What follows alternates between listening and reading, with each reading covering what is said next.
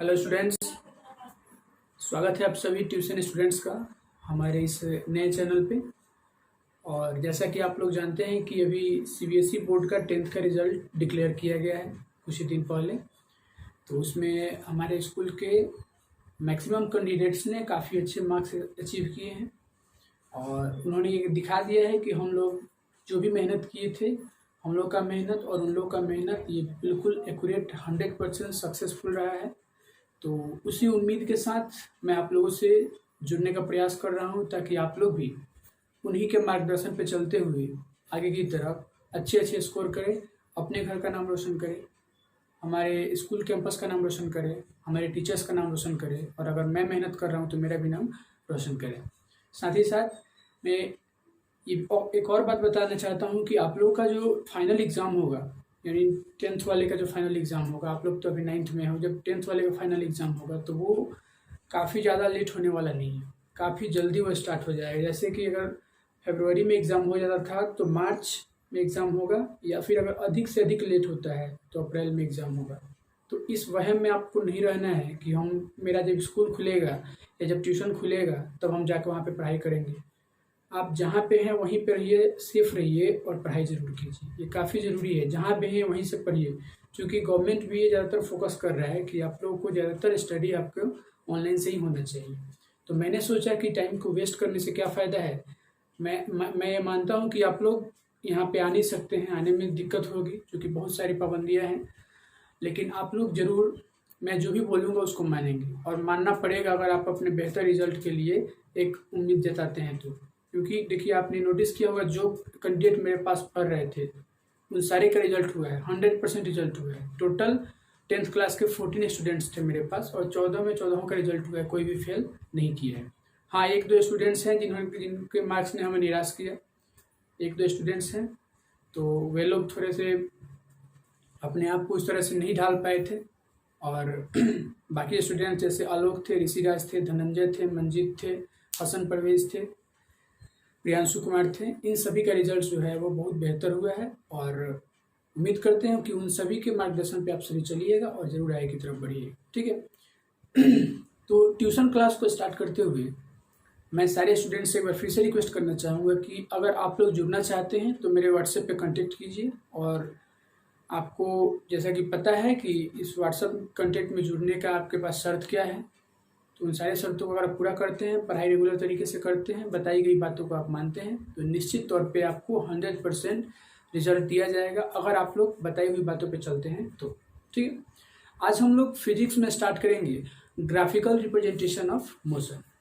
आपके offline class में हमने इससे पहले न्यूमेरिकल काफ़ी ज़्यादा सॉल्व किया था, जिसमें हमने v=u+80 फॉर्मूले को प्रूव किया था, s=ut+12at² फॉर्मूले को प्रूव किया था, और साथ ही साथ हमने v²=u² + 2as फॉर्मूले को भी प्रूव किया था। तो हम लोग इसके बाद सीधे ग्राफ पे आते हैं और ग्राफ की जानकारी ले लेने के बाद हम लोग इसके बाद ग्राफिकल तरीके से भी इन तीनों इक्वेशंस को, यानी तीनों मोशन के जो इक्वेशन है उसको हम लोग प्रूव करने का, सॉल्व करने का प्रयास करेंगे। तो उसके लिए तो पहले ज़रूरी बात क्या है कि हमें ग्राफ का कंसेप्ट जानना जरूरी है। बहुत स्टूडेंट इसमें कंफ्यूज करते हैं कि सर ग्राफ का क्वेश्चन नहीं बनता है। अरे ग्राफ का क्वेश्चन बहुत जल्दी बनेगा अगर आप लोग समझते हैं तो। कोई भी वीडियो छोड़ के नहीं जाएगा, मैं ये बात और बोल देना चाहता हूँ। और साथ ही साथ एक और शर्त है कि मैं जब समझाऊँ उस टाइम आपका पेन नहीं चलना चाहिए। ये बहुत इंपॉर्टेंट है, क्योंकि वीडियो आपके पास तो चला जाएगा, मैं पढ़ा के चला जाऊँगा, वीडियो आपके पास चला जाएगा, आप इसको डाउनलोड करके भी बाद में ऑफलाइन भी देख सकते हैं, तो वो तो कहीं जा नहीं रहा है। तो मैं जो समझाऊंगा तो उसको आप समझिए और बिल्कुल आपस में एकदम शांति बनाए रखें और दूसरे को जोड़िए। आपके फ्रेंड्स अगर जुड़ना चाहते हैं तो, लेकिन मेरे माध्यम से, ऐसा नहीं कि इस वीडियो को आप शेयर कर दीजिए। तो शेयर कीजिएगा तो फिर आपको उसका कोई प्रॉफिट नहीं होगा। मैं मेरे ख्याल से पहला मैं ऐसा यूट्यूबर हूँ, यूट्यूब पे ऐसा वीडियो बनाने वाला हूँ जिसमें मैं बोल रहा हूँ कि इस वीडियो को आप लोग शेयर मत कीजिए। इस तरह से नहीं कि इसको ज़्यादा लोग देखेंगे, बल्कि इस तरह से क्योंकि ये ट्यूशन के लिए वीडियो है। स्कूल का जो चैनल है उसको आप शेयर कीजिए, कोई दिक्कत नहीं। ट्यूशन वाला जो है वो ट्यूशन के बीच ही रहना चाहिए, या आउट ऑफ ट्यूशन नहीं रहना चाहिए। ठीक है। जो लोग ट्यूशन पढ़ते हैं उनके लिए, क्योंकि कुछ लोग अपने आप को ज़्यादा ओवर स्मार्ट समझ रहे हैं, उन लोगों को सबक सिखाना जरूरी होता है। खैर, इन सब बातों पर उतने ध्यान देने की जरूरत नहीं है, हमें अपनी पढ़ाई पर ध्यान देना है। सबसे पहले देखिए graphical representation of motion. Graphical representation of motion, यानी मोशन के जो भी टर्म्स होते हैं, जैसे स्पीड होता है, वेलोसिटी होता है और टाइम होता है, इसको हम लोग ग्राफ पे कैसे इंडिकेट करेंगे। इसके लिए मैंने कुछ यहाँ पे पॉइंट्स को पहले से नोट डाउन करके रखा है, इसको पहले समझिए, उसके बाद ग्राफ को कैसे हम लोग ड्रॉ करेंगे उसको समझेंगे, फिर आते हैं हम इन ड्रॉइंग ग्राफ्स, यानी ग्राफ को ड्रॉ करने में बेस्ड ऑन मोशन, जो कि मोशन पे बेस्ड हो, टाइम को हमेशा आप लोग दिखाइएगा एक्स एक्सिस पे। ये काफ़ी इंपॉर्टेंट एक बात, ये काफ़ी इंपॉर्टेंट, टाइम को हमेशा किस पे दिखाना है, तो एक्स एक्सिस पे दिखाना है, एंड स्पीड और वेलोसिटी को हमेशा किस पे दिखाना है, वाई एक्सिस पे दिखाना है। ये बात माइंड में एकदम बैठा लीजिए, टाइम को आपको एक्स एक्सिस पे दिखाना है और वेलोसिटी को आपको वाई एक्सिस पे दिखाना है। यानी अगर बात की जाए, हम लोग यहाँ पे अगर ड्रॉ कर देते हैं दो एक्सिस, अगर एक एक्स एक्सिस हो एक वाई एक्सिस हो, तो अकॉर्डिंग टू कंसेप्ट टाइम को हम लोग किस पे दिखाएंगे, एक्स एक्सिस पे। यानी ये जो आपका डायरेक्शन शो करेगा ये आपका टाइम का करेगा, और साथ ही साथ स्पीड या वेलोसिटी को हम लोग किस पे दिखाएंगे, दिखाएंगे इसको वाई एक्सिस। सपोज ये ओ है, ये ए है और ये बी है, ठीक है। दूसरी बात, distance time graph can be use to calculate the speed of, distance time graph can be use to calculate the speed, यानी डिस्टेंस टाइम ग्राफ को हम लोग यूज कर सकते हैं कैलकुलेट करने में। क्या कैलकुलेट करने में, तो स्पीड को कैलकुलेट करने में। अब यहाँ पे स्पीड को कैसे हम लोग कैलकुलेट करेंगे इसको भी समझिए। मान के चलिए कि ये एक यूनिफॉर्म मोशन है जिसको हमने दिखा दिया है स्ट्रेट लाइन से, ठीक है। ये एक यूनिफॉर्म मोशन है जिसको हमने क्या दिखा दिया है, स्ट्रेट लाइन से दिखा दिया है। अब जब हमने इसको स्ट्रेट लाइन से दिखा दिया, अब कोई बोले कि आप इसे स्पीड और डिस्टेंस, सॉरी यहाँ पे मैंने स्पीड लिख दिया है, सॉरी वेरी सॉरी, यहाँ पे हमने डिस्टेंस लिखा, ठीक है। यहाँ पे मैंने क्या लिखा, डिस्टेंस लिखा। ये तो बात ठीक है कि आपको स्पीड और वेलोसिटी को वाई एक्सिस पे दिखाना है, टाइम को दिखाना है एक्स एक्सिस पे, लेकिन हम लोग अभी किसके बारे में पढ़ रहे हैं, डिस्टेंस टाइम ग्राफ के बारे में पढ़ रहे हैं। तो टाइम को एक्स पे दिखा दिया हमने, ये कंसेप्ट बोल रहा था, और चूंकि ये डिस्टेंस टाइम ग्राफ है तो डिस्टेंस को हमने वाई पे दिखा दिया, कोई दिक्कत नहीं। मैंने इस कंसेप्ट को समझाने के लिए लिखा था यहाँ पे स्पीड और वेलोसिटी को हमेशा किस पे दिखाइए, तो वाई एक्सिस पे दिखाइए। लेकिन यहाँ पे डिस्टेंस टाइम ग्राफ है तो टाइम को हमने एक्स पे दिखाया तो डिस्टेंस को वाई पे दिखाया। और यहाँ पे ये जो है ओपी, ये ओपी अगर एक स्ट्रेट लाइन शो कर रहा है तो फिर कोई बोले कि इसका कैलकुलेट कीजिए कि आप इसका डिस्टेंस कैसे निकालिएगा, सॉरी स्पीड कैसे निकालिएगा, तो आपको पता है ना कि स्पीड इक्वल टू क्या होता है, speed equal to distance by time होता है, speed equal to distance by time होता है। तो अगर हम लोग ये बोले कि इस पॉइंट पे सपोज हमने एक परपेंडिकुलर ड्रॉ कर दिया, ध्यान से समझिएगा इसको, इस पॉइंट पे हमने क्या किया कि एक परपेंडिकुलर ड्रॉ कर दिया, यहाँ से भी एक परपेंडिकुलर हमने क्या कर दिया, ड्रॉ कर दिया, और इसका नाम दे दिया m, इसका n और इसका q, ठीक है। अब अगर बात की जाए तो ये mn जो होगा, mn ये क्या शो करेगा, तो mn शो करेगा डिस्टेंस को। बताइए, अगर ये mn है तो इस mn का वैल्यू उतना ही होगा जितना OQ का वैल्यू होगा, mn का वैल्यू उतना ही होगा इस mn का वैल्यू जितना कि OQ का होगा, और MQ का वैल्यू उतना ही होगा जितना ON का होगा। तो ON क्या शो करेगा जी बताइए, ON शो करेगा टाइम को, क्योंकि ON किस पे एग्जिस्ट कर रहा है, तो एक्स एक्सिस पे कर रहा है, और एक्स एक्सिस पे हमने किसको रखा है, टाइम को रखा है। अब according to concept speed equal to distance by time, तो डिस्टेंस आपने क्या लिया है जी, तो डिस्टेंस आपने लिया है mn, डिस्टेंस आपने क्या लिया है mn, और टाइम आपने क्या लिया है, तो टाइम आपने लिया है ON। अब यहाँ से हमें जो मिला है ये speed equal to mn by ON, अब इसको याद मत कीजिएगा कि ये फॉर्मूला हो गया, ये तो फिगर में हमने नाम बदल दिया तो कुछ भी हो सकता है। मतलब mn और ON का जो रेशियो है इसको हम लोग क्या बोलेंगे, इसी को हम लोग बोलेंगे स्लोप, क्या बोलेंगे, स्लोप। इस इक्वेशन का या इस ग्राफिकल रिप्रेजेंटेशन का स्लोप बोलेंगे, या इसी को हम लोग ग्रेडियंट बोलेंगे, क्या बोलेंगे, ग्रेडियंट बोलेंगे। अगर आपका ये जो स्लोप है, ये स्लोप अगर स्ट्रेट लाइन है, जैसे यहाँ पे मैंने लिखा भी होगा, if graph of distance time is a straight line then it represents uniform speed. अगर जो ग्राफ है वो एक स्ट्रेट लाइन हो रहा है, ये क्या शो करेगा, यूनिफॉर्म स्पीड शो करेगा। मतलब आपका जो भी व्हीकल था, जो भी बॉडी था, वो यूनिफॉर्म स्पीड को कवर अप कर रहा था।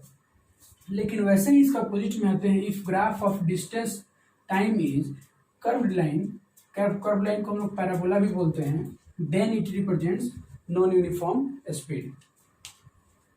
यानी अगर आपसे कोई ये पूछे कि ये बताओ कि ये जो स्लोप आया है एम एन और ओ एन का जो रेशियो, जो इसको हमने स्लोप बोला या ग्रेडियंट बोला, तो ये जो स्लोप होगा ये क्या शो करेगा, तो याद रखिएगा slope of distance and time. ध्यान से समझिए मैं क्या बोल रहा हूँ, slope of distance and time always represents speed. ये जो स्लोप आया है, ये स्लोप किसको इंडिकेट कर रहा है, तो स्पीड को इंडिकेट कर रहा है। यानी डिस्टेंस टाइम ग्राफ से हमने जो स्लोप निकाला है, उस स्लोप से आप क्या दिखा सकते हैं, तो उसके बॉडी का स्पीड दिखा सकते हैं। और अगर वो स्लोप एक स्ट्रेट लाइन है, यानी अगर वो ग्राफिकल रिप्रेजेंटेशन एक स्ट्रेट लाइन हो रहा है, इसका मतलब बॉडी का ट्रेवलिंग किस तरीके से हो रहा है, यूनिफॉर्म तरीके से हो रहा है। ठीक है। सेकेंड है, if graph of distance time is curve line, जिसको हमने पैराबोला बोला अभी, then it's represents non uniform speed. जैसे मान के चलिए यहाँ पे मैंने ड्रॉ किया, और ड्रॉ करने के बाद यहाँ मैंने डिस्टेंस को दिखा दिया, यहाँ पे हमने टाइम को दिखा दिया, और ये ग्राफ हमारा कुछ इस तरीके से जा रहा है, जो कि क्लियरली दिख रहा है कि ये जो है ये एक स्ट्रेट लाइन नहीं है। तो जब ये स्ट्रेट लाइन नहीं होगा, इसका मतलब बॉडी जो है ये कभी एक्सेलरेट हो रहा है, कभी डिसेलरेट हो रहा है, कभी अपने स्पीड में इंक्रीजिंग ला रहा है, कभी अपने स्पीड में डिक्रीजिंग ला रहा है। इस आधार पे हम क्या बोल सकते हैं कि वो बॉडी जो है वो किस स्पीड को पूरा कर रहा है, तो नॉन यूनिफॉर्म स्पीड का। अभी तक हमने क्या सीखा कि टाइम को हमेशा दिखाना है एक्स एक्सिस पे, वेलोसिटी को हमेशा दिखाना है वाई एक्सिस पे। डिस्टेंस टाइम का जो ग्राफ होगा वो एक स्लोप क्रिएट करेगा, जिस स्लोप को हम लोग ग्रेडियंट भी बोलेंगे, और इस डिस्टेंस टाइम का ग्राफ हमें क्या दिखा देगा, तो वो हमें स्पीड देगा। और अगर वो ग्राफ या अगर वो स्लोप एक स्ट्रेट लाइन हो रहा है, तो आपका बॉडी जो है वो यूनिफॉर्म मोशन में है, या अगर वो ग्राफ कर्व लाइन में हो रहा है यानी पैराबोला के फॉर्म में हो रहा है, तो आपका बॉडी जो है वो नॉन यूनिफॉर्म स्पीड को पूरा कर रहा है। ठीक है। तो इसको पहले नोट डाउन कीजिए, फिर कुछ अगले टर्म के बारे में हम लोग डिस्कशन करते हैं।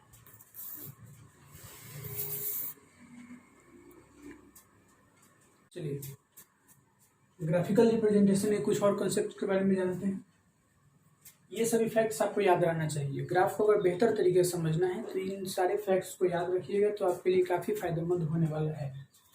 The graph of distance time gives us speed bye slope. ये तो मैंने अभी बताया कि जो डिस्टेंस टाइम होता है, जिसको हम डिस्टेंस टाइम ग्राफ का हेल्प लेते हुए जो हमने अभी स्लोप को प्रोड्यूस किया था, जिस स्लोप को हमने क्या देखा अभी, तो ये स्लोप हमें दिखाएगा उसका स्पीड। जैसे मैंने अभी किया था ना कुछ इस तरीके से, तो यहाँ पे जो रेशियो आया था इनका और इनका रेशियो, यानी अगर ये एक्स है ये वाई है, एक्स बाई वाई जो था वो क्या था, स्लोप था। ठीक है। और स्लोप था, साथ ही साथ ये स्लोप हमें क्या दे रहा था, तो स्पीड दे रहा था। अब अगर ये ओ ए है, तो इस ओ ए को ही हम लोग स्लोप बोलेंगे। ये रेशियो तो है, ये जो रेशियो एक्स और वाई का रेशियो आया है, ये तो स्लोप होगा ही, लेकिन वो किसका स्लोप है, तो ओ ए का स्लोप है। ओ ए का स्लोप जो होगा वो किस वैल्यू से निकालेंगे हम लोग, एक्स बाई वाई से। यानी कि अगर ये डिस्टेंस जो कि एक्स हो, टाइम अगर वाई हो, तो ओ ए स्लोप के लिए एक्स बाई वाई जो होगा उसका स्पीड बताएगा हमें। ठीक है। नेक्स्ट बात, the graph of displacement time gives us velocity. The graph of displacement and time, जैसे टाइम को हमने यहाँ दिखा दिया और यहाँ डिस्टेंस ना दिखा के क्या दिखा दिया हमने, यहाँ पे हमने डिस्प्लेसमेंट दिखा दिया। तो अगर डिस्टेंस है तब तो आपको स्पीड निकालना पड़ेगा, और अगर डिस्प्लेसमेंट है तो अब आपको वेलोसिटी निकालना पड़ेगा। लेकिन एक इम्पोर्टेंट बात, जब आप ग्राफिकल रिप्रेजेंटेशन करते हैं तो ग्राफिकल रिप्रेजेंटेशन में स्पीड को और वेलोसिटी को, इन दोनों को हम लोग एक ही सेंस में यूज करते हैं। स्पीड को और वेलोसिटी को हम लोग एक ही सेंस में यूज करते हैं। हालांकि स्पीड और वेलोसिटी में काफ़ी ज़्यादा अंतर है। स्पीड जहाँ हमारा स्केलर क्वांटिटी है, वहीं हमारा वेलोसिटी जो है वो वेक्टर क्वांटिटी है, तो वहाँ तो डिफरेंस है। इसमें मैग्नीट्यूड और डायरेक्शन की बात आ जाती है।